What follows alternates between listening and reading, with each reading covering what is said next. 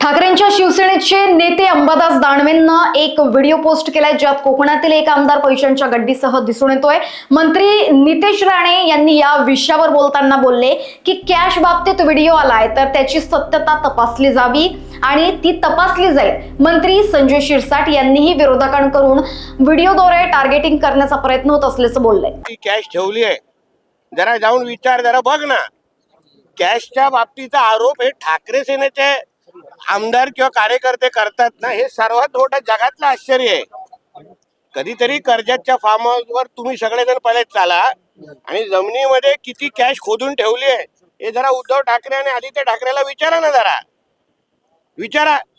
आणि त्यांनी तर कॅश, या सगळ्या कॅश वीसच्या बाबतीमध्ये त्यांनी तर बोलूच नाही, नाहीतर एकदा सर्च ऑपरेशन कधीतरी कर्जतच्या फार्म हाऊसचं घ्यायला लागेल, मग पळापळ होईल कशी। आणि व्हिडिओ आलेला आहे तर सत्यता तपासतील ना, सत्यता तपासल्यानंतर बोला। एकदा कुणीतरी आरोप केला म्हणजे त्यांनीच कॅश घेतलेली आहे, असे किती आरोप झाले, नंतर काय झालंय? तुमच्या एक दिवसाची ती बातमी एन्जॉय करा ना। आदित्य ठाकरे असं म्हणतात की सरकार आदित्य ठाकरे काय म्हणताय? आदित्य ठाकरे असं म्हटले की सरकार हे तुपाशी आहे आणि शेतकरी उपाशी आहे। हो बापरे, म्हणून तो बोलतो ना, उद्धव ठाकरे तुपाशी, शिवसेनेक उपाशी, तोच विषय आहे हा।